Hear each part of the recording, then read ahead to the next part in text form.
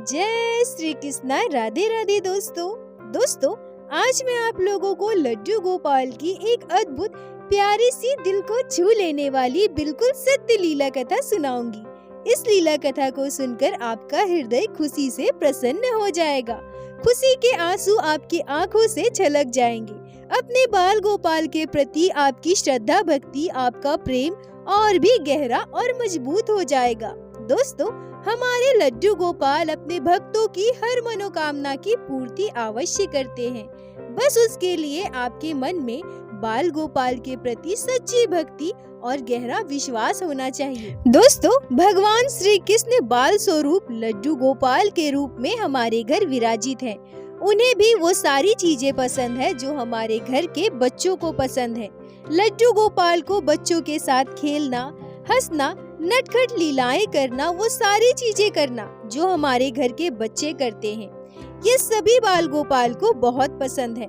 जैसे बच्चे खेल खेल में चोट लगाते हैं, एक दूसरे के साथ लड़ाई झगड़ा करते हैं, हमारे बाल गोपाल भी ठीक वैसा ही करते हैं। अगर आपके घर लड्डू गोपाल विराजित है और आपके घर छोटे बच्चे हैं, तो कभी कभी अपने बच्चों को लड्डू गोपाल के साथ खेलने दिया कीजिए। ऐसा करने से हमारे बाल गोपाल प्रसन्न होते हैं और बच्चों में भी ठाकुर जी के प्रति भक्ति श्रद्धा आएगी। वो भगवान से प्रेम करने लगेंगे। आज इस कलयुग में जहाँ छोटे बच्चे भगवान से दूर होते जा रहे हैं, आधुनिक युग में खोते जा रहे हैं, यह सबसे अच्छा तरीका है कि बाल अवस्था से ही बच्चों में भक्ति की भावना डाली जा सके। और हमारे लड्डू गोपाल भी बच्चों से बहुत प्रेम करते हैं और इस बात का एक बहुत बड़ा प्रमाण आपको आज के इस लीला कथा से मिलेगा। वैसे तो दोस्तों, बाल गोपाल अपने भक्तों के साथ निरंतर लीलाएं कर रहे हैं, पर बच्चों के साथ भी वो लीलाएं करते हैं जिसे हम बड़े कभी समझ नहीं पाते, जैसा कि आज की इस लीला कथा में हुआ है। आज की यह लीला कथा हमारे साथ शेयर की है लखनऊ में रहने वाली हमारी छोटी सी बहन रिया मिश्रा जी ने। रिया जी हमसे कहती है कि मेरी उम्र 20 साल है, मैं अभी कॉलेज में पढ़ाई करती हूँ, मैं ब्राह्मण परिवार से हूँ। मैं बचपन से ही अपने परिवार में पूजा पाठ का माहौल देखी हूँ। वैसे तो हमारे घर के मंदिर में सभी भगवान के चित्रपट थे, पर हमारे घर माता रानी विराजित थी। हमारे घर माता रानी की नित्य सेवा होती थी। रिया जी कहती हैं कि जब मैं लगभग 11 वर्ष की थी और मेरा भाई 7 वर्ष का था, तब हम दोनों भाई बहन ट्यूशन पढ़ने के लिए एक दीदी के घर जाया करते थे। उसी दीदी के घर मैंने पहली बार लड्डू गोपाल के श्री विग्रह को देखा था। मुझे तो उस समय यह भी पता नहीं था कि ये कौन भगवान है। शाम को जब हम दीदी के घर ट्यूशन पढ़ने जाते थे, उस समय दीदी की मम्मी लड्डू गोपाल को भोग लगाती थी, उनकी दिया बाती करती थी। मैंने दीदी से पूछा था कि ये कौन भगवान है। तब दीदी ने मुझे बताया था कि ये लड्डू गोपाल है, पर मुझे समझ में नहीं आया था कि लड्डू गोपाल कौन से भगवान है। मैंने दीदी से फिर से पूछा, तब दीदी ने मुझसे कहा कि भगवान श्री कृष्ण को जानती हो ना, ये भगवान श्री कृष्ण के बचपन के स्वरूप है, बाल स्वरूप है, इन्हें हम लड्डू गोपाल कहते हैं। दीदी हमें कभी कभी लड्डू गोपाल की नटखट लीलाएं भी बताया करती थी, जिसे हमें सुनना बहुत अच्छा लगता था। दीदी के घर कभी कभी लड्डू गोपाल को चॉकलेट का भोग भी लगाया जाता था। जब हम ट्यूशन के बाद घर वापस आते थे तो दीदी की मम्मी हमें वही चॉकलेट प्रसाद के रूप में देती थी। लड्डू गोपाल का छोटा सा सुंदर सा स्वरूप मुझे बहुत अच्छा लगता था। मुझे ऐसा लगता था कि मैं अभी उन्हें गोद में ले लूं, उनके साथ खेलूं। रिया जी कहती हैं कि उस समय मैं काफी छोटी थी, मेरी उम्र भी 11 साल थी, पर आज भी मुझे हर एक चीज बहुत अच्छे से याद है।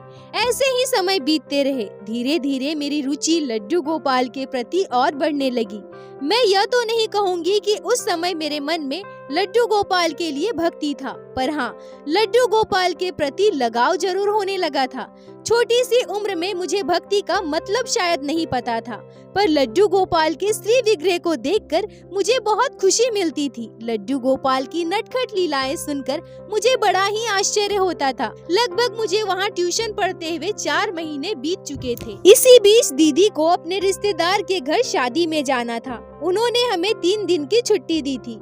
छुट्टी मिलने के बाद जब हम दीदी के घर ट्यूशन के लिए नहीं जा रहे थे, उस समय मुझे ऐसा लग रहा था जैसे मैं बाल गोपाल को बहुत मिस कर रही हूँ। मैं बहुत उदास रहा करती थी, ना मुझे खेलने में मन लगता था, ना ही कुछ खाने में। मेरी मम्मी ने जैसे ही मुझसे पूछा कि क्या हुआ, ऐसे उदास होकर क्यों बैठी हो, मम्मी की बात सुनते ही मैं जोर से रोने लगी। मैं खुद को रोक नहीं पाई थी। मैंने मम्मी से कहा कि मैं लड्डू गोपाल को बहुत मिस कर रही हूँ। मेरी बात सुनकर मेरी मम्मी हंसने लगी और कहने लगी, अरे वाह, अभी से भगवान के लिए इतनी भक्ति, इतनी श्रद्धा, ये तो बहुत अच्छी बात है। परेशान मत हो, देखो ना, हमारे घर भी तो भगवान श्री कृष्ण का फोटो है ना, तुम उन्हें देख लो। रिया जी कहती है कि मैं अपनी मम्मी को कैसे समझाती, जो प्रेम मुझे लड्डू गोपाल के श्री विग्रह के स्वरूप को देखकर हुआ करता था, वो सुकून मुझे कहीं और कैसे मिल सकता था। इतनी छोटी सी उम्र में ठाकुर जी के प्रति मुझे इतना लगाव हो गया था जो मैं आपको शब्दों में नहीं बता सकती। मेरे जीवन में वो पहली बार होगा जब मैं भगवान को इतना याद कर रही थी, इतना परेशान हो रही थी, इतना रोई थी। 3 दिनों तक मुझे बहुत बुरा लगा था, मैं बहुत उदास हो गई थी। पर चौथा दिन जैसे ही हुआ, मैं बहुत खुश हो गई कि आज मुझे दीदी के घर ट्यूशन के लिए जाना है। आज हम लड्डू गोपाल से मिलेंगे। शाम को दीदी के घर पहुंचते ही मैं सबसे पहले लड्डू गोपाल के आगे खड़ी हो गई। मैं उन्हें एक टूक निहारे जा रही थी। दीदी मुझसे मुस्कुराते हुए कहती है कि क्या हुआ रिया, 3 दिनों तक लड्डू गोपाल को नहीं देखी हो, इसलिए आज खड़ी होकर इतनी देर तक देख रही हो। मैं दीदी की बात का कोई जवाब नहीं दी और चुपचाप पढ़ने बैठ जाती हूँ। ऐसे ही समय बीत रहा था। उसके बाद जन्माष्टमी का त्योहार आया। जन्माष्टमी पर दीदी ने हमें अपने घर बुलाया था। जन्माष्टमी के दिन मेरा भाई, मैं और मम्मी दीदी के घर आए थे। उन्होंने धूमधाम से जन्माष्टमी का त्योहार मनाया था। बहुत सारे हमारे जैसे छोटे छोटे बच्चों को बुलाया था। हम सब ने मिलकर खूब एंजॉय किया। उसी दिन घर जाकर मैं अपनी मम्मी से कहती हूँ कि मम्मी, हमारे घर लड्डू गोपाल क्यों नहीं है? आप हमारे घर भी लड्डू गोपाल लेकर आइए ना। मेरी मम्मी मुस्कुराते हुए कहती है कि बेटा, हमारे घर तो सभी भगवान के चित्रपट हैं, पर हम माता रानी की नित्य सेवा करते हैं। अगर अभी हम लड्डू गोपाल को लेकर आएंगे तो हमें उनकी भी सेवा करनी पड़ेगी और मैं अकेले इतना नहीं कर पाऊंगी। रिया जी कहती है कि मैं अपनी मम्मी की बात सुनकर बहुत उदास हो गई थी। कुछ दिनों के बाद मैं अपनी मम्मी से फिर से बोली कि मम्मी, मैं करूंगी ना लड्डू गोपाल की सेवा, पर मेरी मम्मी ने मुझे मना कर दिया। उन्होंने कहा कि तुम तो दिन भर स्कूल में रहोगी और वैसे भी तुम अभी बहुत छोटी हो, लड्डू गोपाल की सेवा नहीं कर पाओगी। रिया जी कहती है कि मैंने कई दिनों तक अपने घर में जिद किया कि मुझे लड्डू गोपाल ला कर दो, पर मेरी मम्मी ने मुझे मना कर दिया। उन्होंने कहा कि जब तुम थोड़ी बड़ी हो जाओगी तब मैं लड्डू गोपाल को तुम्हें ला कर दूंगी। अभी हमारे घर लड्डू गोपाल की सेवा नहीं हो सकती है। मैं माता रानी और लड्डू गोपाल दोनों की सेवा एक साथ नहीं कर पाऊंगी। रिया जी कहती है कि मेरी दादी भी पहले हमारे घर पूजा पाठ किया करती थी, माता रानी की सेवा किया करती थी, पर अब उनकी उम्र हो गई थी, तबीयत भी ठीक नहीं रहती थी, इसलिए पूजा पाठ का संपूर्ण भार मेरी मम्मी पर आ गया था। उस समय इसीलिए शायद मम्मी लड्डू गोपाल को हमारे घर लाने से मना कर रही थी, पर मैं बहुत छोटी थी, मुझ में इतनी समझ नहीं थी। मैं तो बस यह चाहती थी कि लड्डू गोपाल कैसे भी हमारे घर आ जाए। मैं जैसे दीदी के घर लड्डू गोपाल की सेवा होते देखती थी, मुझे भी अपने लड्डू गोपाल की वैसे ही सेवा करनी थी। उन्हें सुंदर पोशाक पहनाने थे, उनका सुंदर श्रृंगार करना था और दीदी के घर तो धूमधाम से जन्माष्टमी का त्योहार भी मनाया गया था। मुझे भी हमारे घर वैसे ही जन्माष्टमी का त्योहार भी मनाना था, पर मेरी मम्मी तो लड्डू गोपाल को हमारे घर लाना ही नहीं चाहती थी। उनका तो बस यही कहना था कि तुम जब बड़ी हो जाओगी तब लड्डू गोपाल को हम घर लेकर आएंगे। ऐसे ही समय बीत रहे थे। मैं छोटी थी, मुझ में ज्यादा समझ नहीं था। मैं कई दिनों तक अपनी मम्मी से नाराज रही थी, पर धीरे धीरे कुछ ही दिनों में मैं सारी बातें भूल चुकी थी। तभी एक दिन सुबह सुबह मेरी मम्मी मुझे स्कूल जाने के लिए जगा रही थी, पर उसी समय मैं एक चौंका देने वाला सपना देखती हूँ। मैं अपने सपने में देखती हूँ कि मैं किसी नदी में स्नान कर रही हूँ और उसी नदी के किनारे एक बहुत ही प्यारे से लड्डू गोपाल बैठे हैं। उस लड्डू गोपाल का श्री विग्रह बहुत ही सुंदर और प्यारा था। तभी मेरी मम्मी मुझे नींद से जगा देती है। मैं नींद से उठकर सबसे पहले यह बात अपनी मम्मी को बताती हूँ, पर मेरी मम्मी मेरी बात को अनसुना कर देती है। मैं भी अपने इस सपने पर ज्यादा ध्यान न देते हुए तैयार होकर स्कूल चली जाती हूँ। पर यह घटना मेरे साथ कई दिनों तक घटती रही। मैंने कई दिनों तक लगातार यही सपना देखा। मैं प्रत्येक बार अपने सपने की बात अपनी मम्मी और अपनी दादी को बताया करती थी, पर कोई भी मेरी बातों पर ध्यान नहीं देता था। सभी को यही लगता था कि बच्ची है, कुछ भी बोल रही है। रिया जी कहती हैं कि मुझे आज भी अच्छी तरह अपना हर एक सपना याद है। मैं आज भी कुछ भूली नहीं हूँ। तभी एक दिन मैं फिर से आश्चर्य करने वाला सपना देखती हूँ और आज का यह मेरा सपना सबसे अलग था। मैं अपने सपने में देखती हूँ कि मैं किसी नदी में स्नान कर रही हूँ और वहीं एक प्यारे से लड्डू गोपाल बैठे हैं। पर सबसे आश्चर्य करने वाली बात यह थी कि लड्डू गोपाल के श्री विग्रह ने उस दिन मुझसे बात की थी। लड्डू गोपाल मुझसे कहते हैं, रिया तुम मुझे अपने घर लेकर नहीं जाओगी क्या? देखो ना, मैं कई दिनों से यहाँ बैठकर तुम्हारी प्रतीक्षा कर रहा हूँ। तुम कब आओगी मुझे यहाँ से लेने? आओ ना रिया, मुझे अपने साथ अपने घर लेकर चलो। मुझे तुम्हारे साथ खेलना है, तुम्हारे घर में सबके साथ रहना है। रिया जी कहती हैं कि आज भी मुझे अपने सपने की एक एक बात याद है। मैं अपने सपने में देखे हुए लड्डू गोपाल का वो श्री विग्रह, उनकी बातें जो मेरे कानों में पड़ी थी, मैं कभी भी नहीं भूल सकती। रिया जी कहती है कि उस समय सुबह के 3:30 बज रहे थे। मैं चौंक कर अपने सपने से जाग जाती हूँ और एक जोर की चीख मेरे मुंह से निकल जाती है। मैं अपनी दादी के पास सो रही थी। मेरी दादी अपने नींद से जाग जाती है और मुझसे कहने लगती है कि क्या हुआ बेटा, क्या हुआ? तुम सपना देखी हो क्या? तुम ठीक तो हो ना? तभी मैं अपनी दादी को अपने सपने की पूरी बात बताती हूँ। मेरे सपने की बात जानकर मेरी दादी बिल्कुल हैरान हो गई। वो मुझे समझाती है, मुझे चुप कराती है और दोबारा मुझे सुला देती है। अगले दिन मेरी दादी ने मेरी मम्मी से मेरे सपने की पूरी बात कही, क्योंकि मैं कई दिनों से लड्डू गोपाल के बारे में अपने घर में बता रही थी, पर कोई मेरा विश्वास नहीं कर रहा था। पर आज जब मैंने अपने सपने की बात अपनी दादी को बताई तो इस बार सभी ने इस पर गौर किया था। मेरी दादी मेरी मम्मी से कहने लगी कि यह छोटी सी बच्ची बार बार इतना झूठ नहीं बोल पाएगी, यह इसका भ्रम नहीं हो सकता है। जरूर इसने सपने में लड्डू गोपाल को देखा होगा। मेरी मम्मी ने कहा कि ठीक है, अगर बार बार यह सपने में लड्डू गोपाल को देख रही है तो इसका मतलब यह हो सकता है कि लड्डू गोपाल हमारे घर आना चाहते हो। क्या हम उन्हें अपने घर लेकर आए? रिया जी कहती हैं कि ये सारी बातें मैं वहाँ बैठी बैठी सुन रही थी। जब मेरी मम्मी ने कहा कि लड्डू गोपाल को घर लेकर आए, यह सुनकर मैं बहुत खुश हो गई थी, पर मैंने कुछ नहीं कहा था। तभी मेरे पापा कहते हैं कि यह भी तो हो सकता है ना कि ये डेली ट्यूशन पढ़ने जाती है और उनके घर लड्डू गोपाल के श्री विग्रह को देखती है, वही सब इसके दिमाग में चलता होगा और यह सपने में देखती हो। अगर लड्डू गोपाल को हमारे घर आना होगा, हमसे सेवा लेनी होगी, तो वो हम बड़ों को सपना देंगे ना, इस बच्चे को थोड़ी। तभी मेरी दादी कहती है कि यह बिल्कुल ठीक कह रहा है। रिया जी कहती है कि मैं उनकी सारी बातें सुनकर समझ गई थी कि वो लड्डू गोपाल को हमारे घर नहीं लाएंगे। मैं वहाँ से उठकर स्कूल के लिए तैयार होने चली गई। लेकिन इस सपने के बाद मैं फिर दोबारा कभी लड्डू गोपाल को अपने सपने में नहीं देखी थी और यह भी मेरे लिए किसी आश्चर्य से कम नहीं था।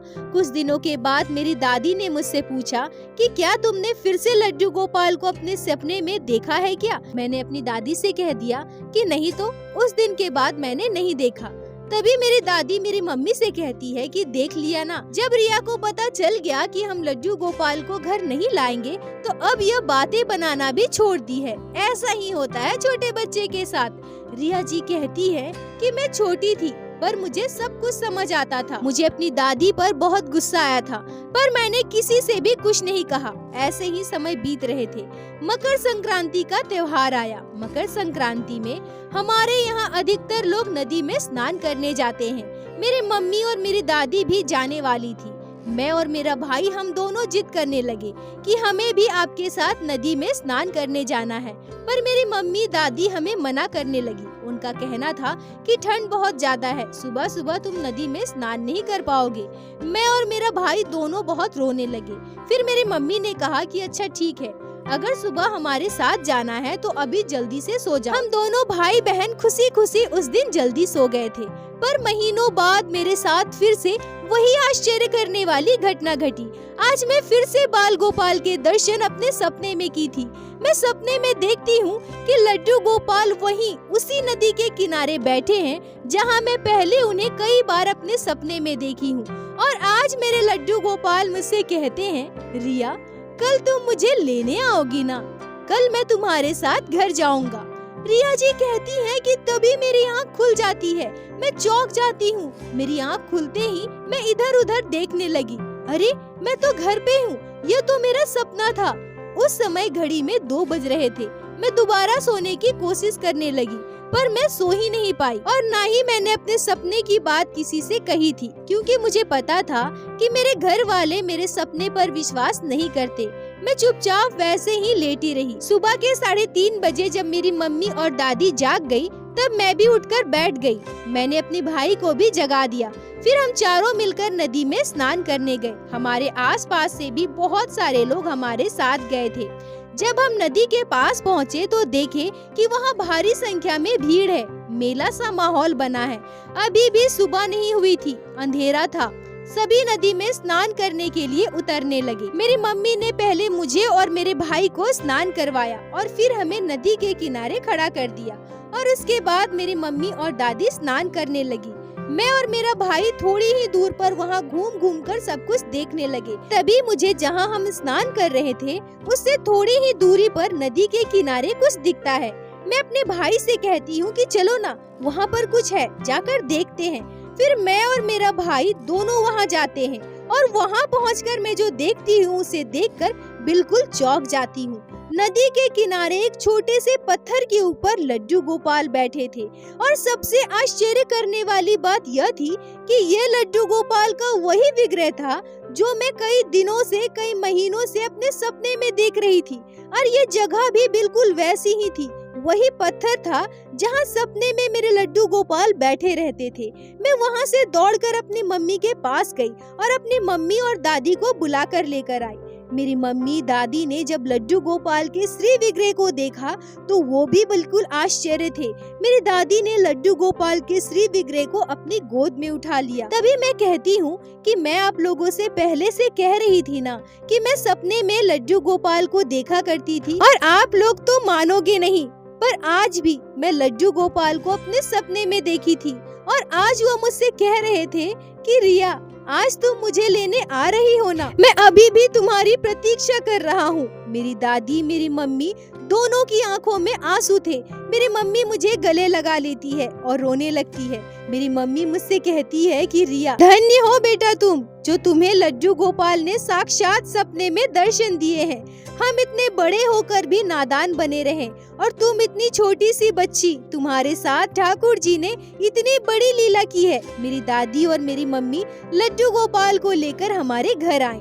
धूमधाम से हमने लड्डू गोपाल की प्राण प्रतिष्ठा की और हमारे घर लड्डू गोपाल की सेवा होने लगी। मैं लड्डू गोपाल को पाकर बहुत खुश थी। मुझे उस समय यह तो पता नहीं था कि भक्ति कैसे की जाती है, पर मुझे लड्डू गोपाल से बहुत लगाव था। मैं भी अपने मम्मी और दादी के साथ मिलकर लड्डू गोपाल की सेवा किया करती थी। आज लड्डू गोपाल को हमारे घर आए हुए पूरे 9 साल हो गए हैं। हमारा पूरा परिवार बाल गोपाल से बहुत प्रेम करता है और हमारे घर लड्डू गोपाल की सेवा बड़े ही जतन से की जाती है। रिया जी आगे कहती है कि मैं कई महीनों से आपके चैनल पर लड्डू गोपाल की सत्य लीला कथाएं सुनती हूँ। सभी भक्त अपने साथ घटी लड्डू गोपाल के अद्भुत चमत्कारों को शेयर करते हैं। मैंने भी सोचा कि मेरे साथ जब लड्डू गोपाल ने इतनी बड़ी लीला की है तो मुझे भी इस लीला कथा को आपके चैनल के माध्यम से सभी भक्तों तक जरूर पहुंचाना चाहिए। रिया जी आपका बहुत बहुत धन्यवाद जो आपने लड्डू गोपाल के इस अद्भुत चमत्कार को हमारे साथ शेयर की, जिसे मैं हमारे चैनल के माध्यम से बाकी सारे भक्तों तक पहुंचा सकी। अपना साथ और प्यार ऐसे ही बनाए रखें। और साथ ही साथ दोस्तों, मैं आप सभी भक्तों का धन्यवाद करना चाहूँगी, क्योंकि भगवान श्री कृष्ण ने कहा है कि मेरा सबसे प्रिय भक्त वही है जो मेरे नाम का प्रचार करता हो। और मैं आप सभी के सहयोग से ही लड्डू गोपाल की अद्भुत लीलाओं को, उनके चमत्कार को, उनके गुणगान को भक्तों तक पहुंचा पा रही हूँ। जिससे हमारे भगवान श्री कृष्ण श्री लड्डू गोपाल के प्रति लोगों में भक्ति भाव बढ़ रहा है। लोगों का विश्वास भगवान के प्रति गहरी हो रही है। मैं आप सभी भक्तों का भक्ति लड्डू गोपाल चैनल के सभी सब्सक्राइबर, हमारे परिवार के सभी सदस्यों का दिल से धन्यवाद कहना चाहूंगी कि आप सभी के सहयोग से ही यह हो पा रहा है। आप अपने साथ घटी लड्डू गोपाल के चमत्कारों को, उनकी लीला कथाओं को हम तक पहुंचाते हैं। हमारे वीडियो को देखते हैं, वीडियो को दूसरों तक शेयर करते हैं, जिससे कि और भी भक्तों तक लड्डू गोपाल की लीला कथाएं पहुंच पाती है। और यकीन मानिए दोस्तों, मेरे इस छोटे से प्रयास में आप सभी का बराबर का योगदान है। आप सभी के इतना प्यार और सहयोग के लिए आप सभी को मेरा दिल से धन्यवाद। हमारे लड्डू गोपाल की कृपा सदैव आप सभी भक्तों पर बनी रहे। और दोस्तों, मेरे साथ एक बार प्रेम से कहिए, बोलो बाके बिहारी लाल की जय, लड्डू गोपाल की जय, जय जय श्री राधे। दोस्तों, यदि आप लोगों को आज की यह लीला कथा अच्छी लगी हो, आपके हृदय को स्पर्श की हो, तो कृपया वीडियो को लाइक करके अपने दोस्तों के साथ शेयर अवश्य करें, जिससे बाकी भक्त भी लड्डू गोपाल की इस अद्भुत लीला कथा को श्रवण कर सके। और हमारे चैनल को सब्सक्राइब करें, जिससे प्रतिदिन आप लोग हमारे चैनल पे श्री बाके बिहारी श्री लड्डू गोपाल की लीला कथा सुन सके। दोस्तों, यदि आपके जीवन में घटी हो कोई भी चमत्कारी घटना या लड्डू गोपाल ने कभी भी की हो कोई भी लीला, जिसे आप हम सभी के साथ शेयर करना चाहते हैं, तो कृपया हमें इंस्टाग्राम पे मैसेज करें। हम आपसे कांटेक्ट करेंगे और आपकी उस लीला कथा को हमारे चैनल पे बाकी सारे भक्तों के साथ शेयर अवश्य करेंगे। लड्डू गोपाल की कृपा आप पर और आपके पूरे परिवार पर बनी रहे। राधे राधे दोस्तों।